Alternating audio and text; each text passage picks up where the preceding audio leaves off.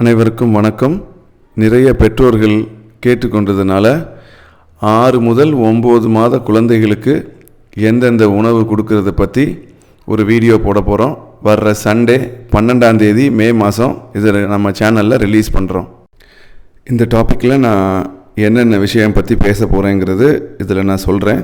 அது இல்லாமல் உங்களுக்கு வேறு ஏதாவது டவுட்ஸ் இருந்ததுன்னா இந்த கமெண்ட்டில் டைப் பண்ணுங்கள்.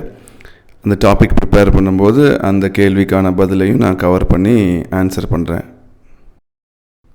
இந்த பதிவில் குழந்தைங்களுக்கு எப்போலேருந்து உணவு கொடுக்கலாம் அப்படிங்கிறத நம்ம டிஸ்கஸ் பண்ண போகிறோம்.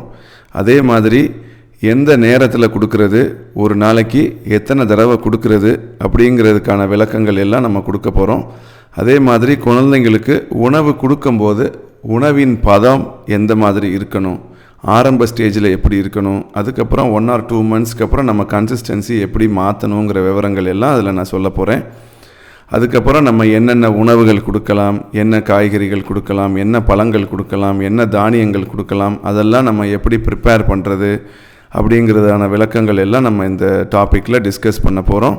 அதே மாதிரி குழந்தைங்களுக்கு எப்போ தண்ணி கொடுக்க ஆரம்பிக்கிறது அப்படிங்கிறதும் நம்ம இதில் பார்க்க போகிறோம். அதே மாதிரி குழந்தைங்களுக்கு புதுசாக உணவு கொடுக்கும்போது அவங்களுக்கு சில பிரச்சனைகள் வரும்.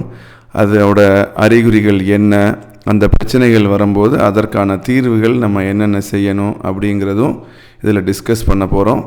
லாஸ்ட் பட் நாட் லீஸ்ட், நம்ம உணவு கொடுக்கும்போது நம்ம செய்யக்கூடாத விஷயங்கள் என்னென்ன அப்படிங்கிறதும் நம்ம இந்த பதிவில் பார்க்க போகிறோம்.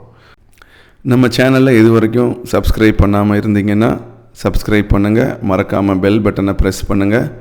உங்கள் ஆதரவுக்கு நன்றி.